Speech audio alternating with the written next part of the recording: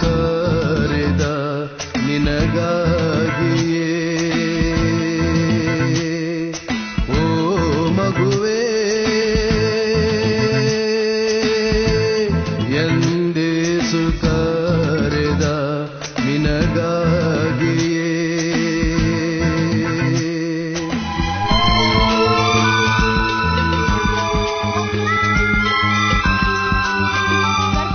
ಪ್ರಿಯರೇ, ನಿಮ್ಮೆಲ್ಲರಿಗೂ ಮುಂಜಾನೆಯ ಶುಭ ವಂದನೆಗಳು. ಈ ದಿನ ವಿಶ್ವವಾಣಿ ಪ್ರಸ್ತುತಪಡಿಸುವ ನಿನ್ನ ದಾರಿಗೆ ಬೆಳಕು ಎಂಬ ಕಾರ್ಯಕ್ರಮಕ್ಕೆ ನಿಮ್ಮನ್ನು ಪ್ರೀತಿಯಿಂದ ಸ್ವಾಗತಿಸುತ್ತಿದ್ದೇವೆ.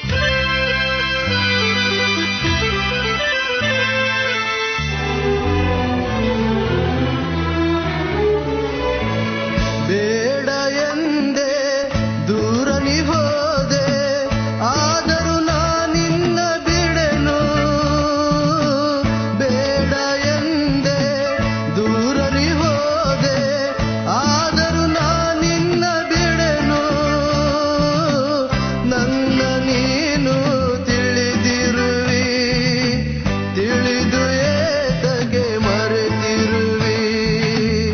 ನನ್ನ ನೇತಕ್ಕೆ ಮರೆತಿರುವಿ, ಮರೆತು ಏತಕ್ಕೆ ನೋಯಿಸುವಿ.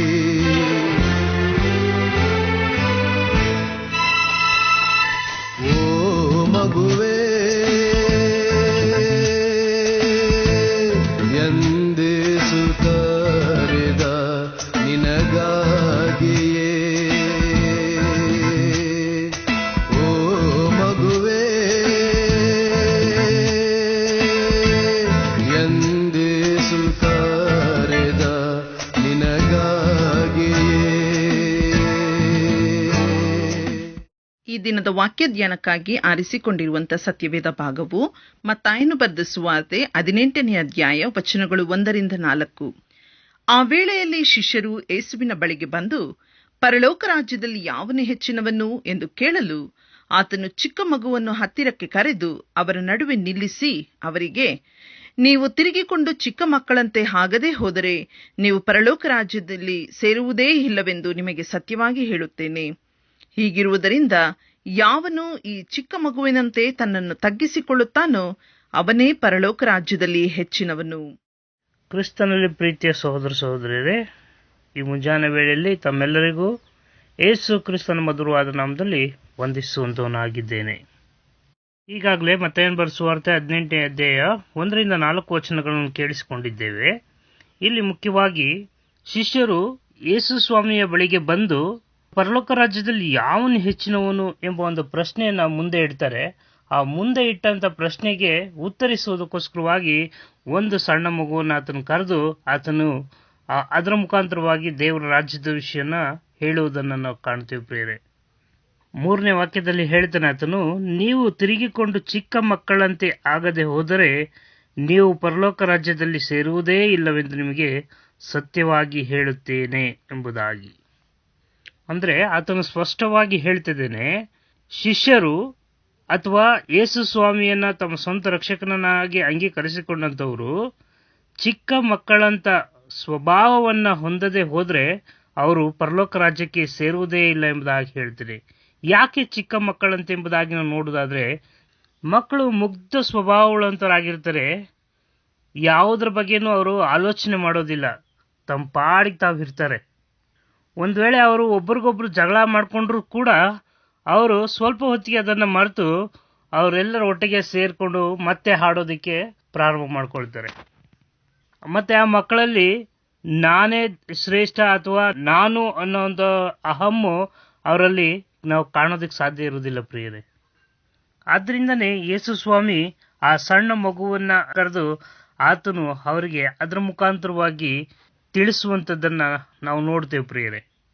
ಇಲ್ಲಿ ಶಿಷ್ಯರಲ್ಲಿ ತಾವು ಯಾರು ದೊಡ್ಡವರು ಅಥವಾ ಯಾರು ಶ್ರೇಷ್ಠರು, ಯಾರು ದೇವರ ರಾಜ್ಯಕ್ಕೆ ಸೇರ್ಕೊಳ್ತೇವೆ, ನಾನು ಶ್ರೇಷ್ಠ ನೀನು ಶ್ರೇಷ್ಠ ಅಂತ ಹೇಳಿ ಅವರವರಲ್ಲೇ ಜಗಳ ಮಾಡ್ಕೊಳ್ತಿದ್ರೆ ಹೊರತು, ಆದರೆ ನಿಜವಾಗ್ಲೂ ದೇವರ ರಾಜ್ಯಕ್ಕೆ ಸೇರೋದಕ್ಕೆ ನಮ್ಮಲ್ಲಿ ಏನು ಗುಣಗಳು ಇರಬೇಕು ಅನ್ನೋದನ್ನ ಸಂಪೂರ್ಣವಾಗಿ ಮರೆತು ಹೋಗಿದ್ರು ಪ್ರಿಯರೇ. ಅದಕ್ಕೆ ಯೇಸು ಸ್ವಾಮಿ ಅವರಿಗೆ ಮಕ್ಕಳ ಮನಸ್ಥಿತಿ ಇರುವಂತವ್ರು ಮಾತ್ರ ದೇವರ ರಾಜ್ಯಕ್ಕೆ ಸೇರೋದಕ್ಕೆ ಸಾಧ್ಯ ಎಂಬುದಾಗಿ ಹೇಳೋದನ್ನ ನಾವು ನೋಡ್ತೀವಿ. ಅದು ಆತನು ಕ್ಲಿಯರ್ ಆಗಿ ಹೇಳ್ತಿದ್ದಾನೆ, ನಿಮಗೆ ಸತ್ಯವಾಗಿ ಹೇಳ್ತೇನೆ. ಅಂದ್ರೆ ನಾವುಗಳು ದೇವರ ರಾಜ್ಯಕ್ಕೆ ಸೇರ್ಬೇಕಾದ್ರೆ ಅಥವಾ ದೇವರ ರಾಜ್ಯದಲ್ಲಿ ನಾವು ಪ್ರವೇಶಿಸಬೇಕಾದ್ರೆ ನಮ್ಮಲ್ಲಿ ಮಕ್ಕಳ ಮನಸ್ಥಿತಿ ನಮ್ಮಲ್ಲಿ ಇರಬೇಕು ಅನ್ನೋದನ್ನ ಆತನು ಸ್ಪಷ್ಟವಾಗಿ ಹೇಳ್ತಾನೆ ಪ್ರಿಯರೇ. ಇದೇ ಮತ್ತಾಯನ ಬರೆದ ಸುವಾರ್ತೆ 5:3 ವಚನದಲ್ಲಿ ಹೀಗೆ ಹೇಳ್ತಾನೆ, ಆತ್ಮದಲ್ಲಿ ಬಡವರಾಗಿರುವವರು ಧನ್ಯರು, ಪರಲೋಕ ರಾಜ್ಯವು ಅವರದೇ ಎಂಬುದಾಗಿಯೂ ಕೂಡ. ಅಂದ್ರೆ ನಮ್ಮ ಆತ್ಮದಲ್ಲಿ ನಾವು ಬಡವರಾಗಿರ್ಬೇಕು, ನಮ್ಮಲ್ಲಿ ಆ ದೀನತೆ ಅನ್ನುವಂಥದ್ದು ನಮ್ಮಲ್ಲಿ ಇರಬೇಕು. ಆಗ ಮಾತ್ರ ನಾವು ಪರಲೋಕ ರಾಜ್ಯಕ್ಕೆ ಸೇರೋದಕ್ಕೆ ಸಾಧ್ಯವಾಗುತ್ತೆ.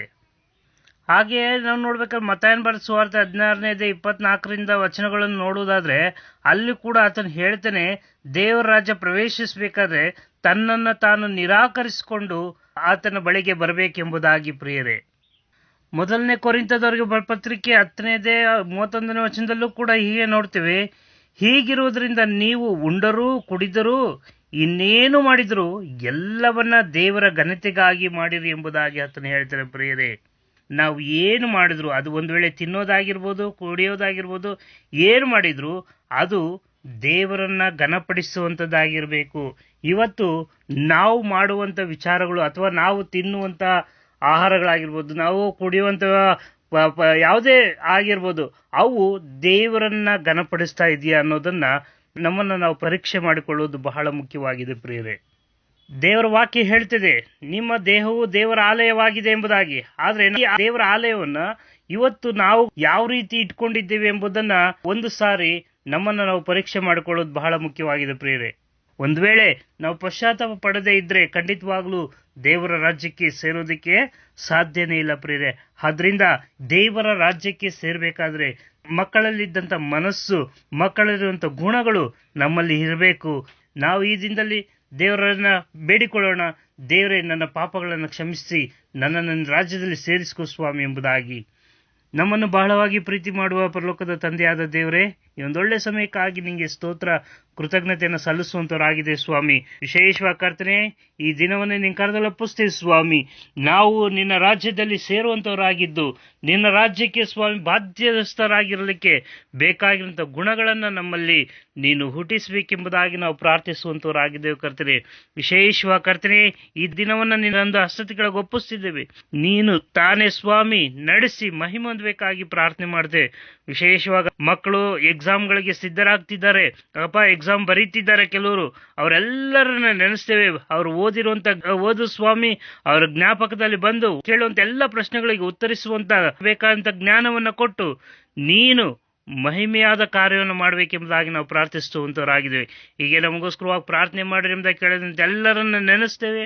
ಅವರ ಕಷ್ಟಗಳು, ಕಣ್ಣೀರುಗಳು, ದುಃಖಗಳು ಮಾರ್ಪಡಲಿ. ಈ ದಿನವು ಶುಭ ದಿನವಾಗಿ ಅವ್ರಿಗೆ ಇರಲಿಕ್ಕೆ ಕರ್ತನು ಸಹಾಯ ಮಾಡು ಸ್ವಾಮಿ. ಹಾಗೆ ಮಾಡು ಪ್ರೀತಿಗಾಗಿ ನಿಮಗೆ ಸ್ತೋತ್ರ. ಸಮಸ್ತವು ನಿನ್ನ ಕರದಲ್ಲಿ ಒಪ್ಪಿಸ್ತಾ ನನ್ನ ಪ್ರಭು ರಕ್ಷಕನ ಒಡೆಯನೂ ಆದಂತ ನಜರೇತಿನ ಯೇಸು ಕ್ರಿಸ್ತನ ನಾಮದಲ್ಲಿ ಬಿಡಿ ತಂದೆ ಆದ ದೇವರೇ, ಆಮೇನ್. ಲೋಕದಾಶೆಗೆ ಬಲಿ ನೀನಾಗಿ ನನಗೆ ದ್ರೋಹಾನಿ ಬಗೆದಿರುವಿ. ಲೋಕದಾಶೆಗೆ ಬಲಿ ನೀನಾಗಿ ನನಗೆ ದ್ರೋಹಾನಿ ಬಗೆದಿರುವಿ. ತಿರುಗಿ ನೀ ಬಳಿ ಬಂದರೆ ನಿನ್ನ ಸ್ವೀಕರಿಸುವೆನು. ಎಲ್ಲವನು ನಾ ಮರೆಯುವೆನು, ಮರೆತು ನಿನ್ನನ ನಡೆಸುವೆನು.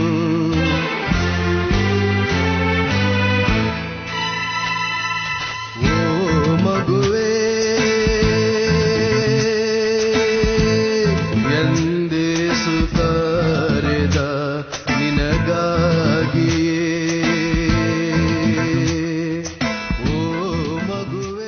ಪ್ರಿಯ ಸಹೋದರ ಸಹೋದರಿಯರೇ, ನಿಮ್ಮ ಪ್ರಾರ್ಥನಾ ಮನವಿಗಳಿಗಾಗಿ ಪ್ರಾರ್ಥಿಸಲು ವಿಶ್ವವಾಣಿ ಟೋಲ್ ಫ್ರೀ ಸಂಖ್ಯೆ 1800-270-0333 ಕರೆ ಮಾಡಿರಿ. ದೇವರು ನಿಮ್ಮನ್ನು ಆಶೀರ್ವದಿಸಲಿ.